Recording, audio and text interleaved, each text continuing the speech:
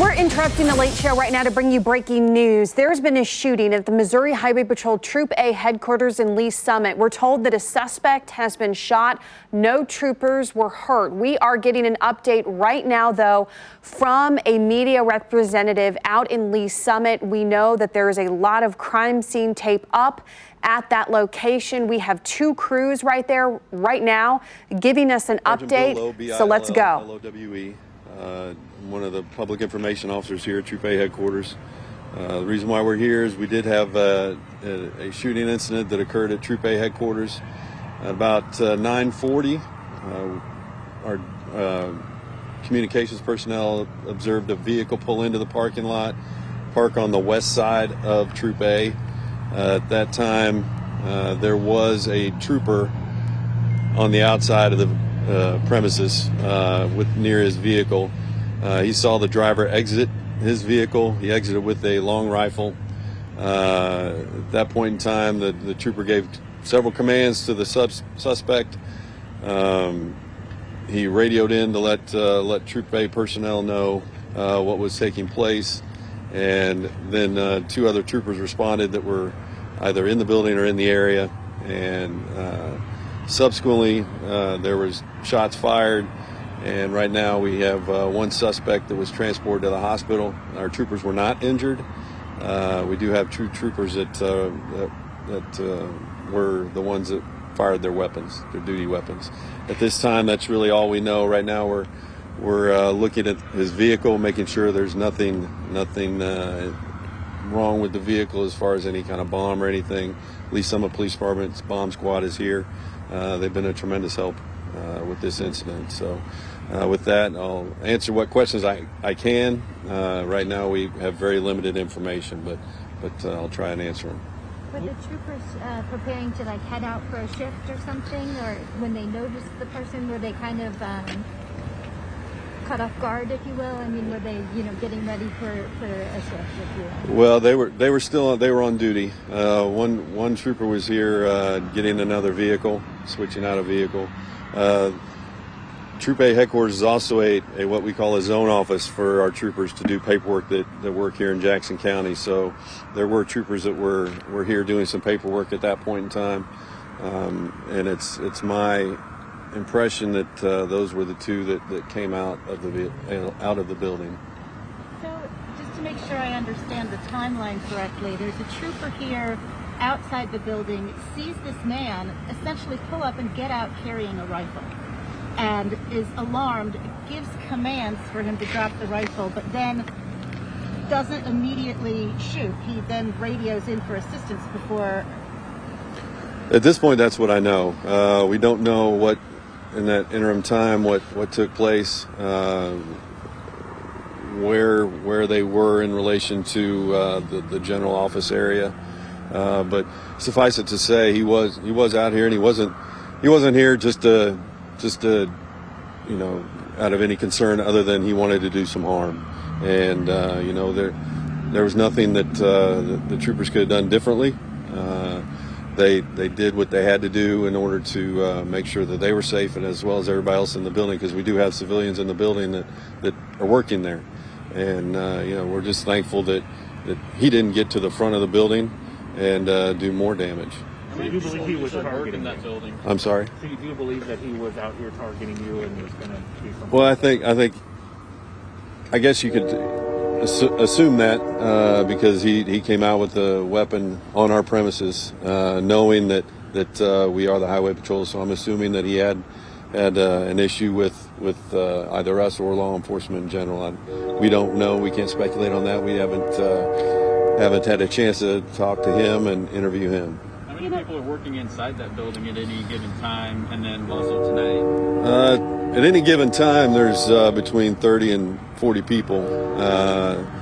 Now, in the evening like this, there's probably, if you're talking about radio personnel as well as the troopers that are in there, maybe doing paperwork, like I said, there may be 6 at the most, probably at one point in time in the evening. But like I said, if our troopers are not here, they're out patrolling. So, I'm grateful that they were here, because it could have been a lot worse, because we do have unarmed personnel in the building, and this individual was here to do some harm, and we're glad that none of our personnel were injured. Sergeant, would you classify this as an ambush on one of your troopers tonight?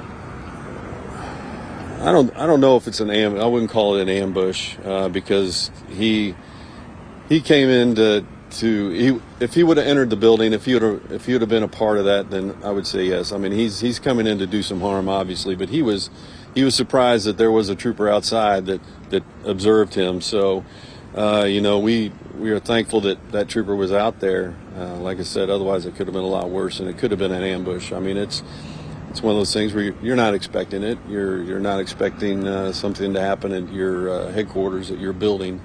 But we're always got to be on alert and make sure we're aware of our surroundings. In saying that you're not expecting this isn't an encounter that the state highway patrol gets very often, is it? Something like this? No. In my 25 years, I've never had somebody come to our troop headquarters and try and do some harm. Any other troops as well, right? For the best of my knowledge, I haven't heard of it happen. And were you able to find identification on the person? Is he familiar to law enforcement? Is there a background or history there? We have identified it. We have an identification for him. I don't know how old he is. He is a male. I don't recognize the name. We stop so many cars and interact with so many people. We do have those people that we are readily aware of who they are. But this, I can't say right now that this is one of those individuals. The long rifle that he had, what type of rifle? Are we talking AK-47 or AR? It was an assault type rifle. I'm not sure what style right now, but it was an assault style. Did it look like it had been modified to do maximum damage? That I don't know. I mean, anytime you have an assault rifle that's capable of carrying lots of ammunition, it's going to do a lot of damage. Do you believe did he fire it? We're still looking into that. If he did or not, we're not sure. I should say I'm not sure. I haven't been told that. But this is way early in this investigation, and we're going to take our time and look at the cameras that we have outside the troop headquarters, as well as talk with our troopers. Your job can be dangerous, you know that, but for someone to come here and specifically possibly target you, just you react to kind of the state of affairs, I suppose? Well, I'd say it's disturbing, to say the very least. You don't expect that at your troop headquarters, like I said earlier. This is a place where you're coming to work and coming to finish up on some work and some paperwork, but like I said, you have to be aware and readily available and readily noticeable about your surroundings and making sure that you're putting yourself in the best position possible to be safe. And we got to find a different way to air our disagreements, and this is not the way to do it, and it's an unfortunate circumstance that our personnel were put in that position. He's the one who brought this attention upon himself, and it's unfortunate that our troopers were put in that position. Sergeant, when he was transported from the scene here, was he alert and conscious, perhaps in the position to speak with the investigators at the hospital, or is he suffering frayed wounds? That I'm not sure. I'm not. I haven't been briefed entirely on his condition at this point, but I do know he was transported to a local hospital. Given that the troopers responded relatively, I guess, quickly and professionally, does something like this prompt, a procedural policy, just second looks or anything for things at the troop headquarters? Well, I mean, sure, you're obviously going to try and learn from any incident that you're involved in something like this. How can we better protect our people, and how can we better protect the public? So I'm sure that we'll look at all avenues to make sure that we're doing the best things for our people and keeping them safe in the troop headquarters. So is this like with some police departments, when you you go to the door, it's locked and you have to buzz. Sometimes it's open and there's like a breezeway where you can buzz. Would he have been able to walk into this sort of breezeway before buzzing in, or? I think everybody's that has been familiar with Troop A is you walk into the breezeway, and he could have went in there. Like I said, if our troopers weren't here, it could have been really bad. Suffice it to say that this job's dangerous enough, and so when you're talking about civilians and people that are unarmed in our buildings, they're not putting themselves. They didn't sign up for that. They didn't sign up to put themselves in harm's way like that. But we did, and we know that these types of things can happen. That's why we're responsive the way we are. We're professional the way we are, and we handle business like we should, ladies and gentlemen of the Highway Patrol.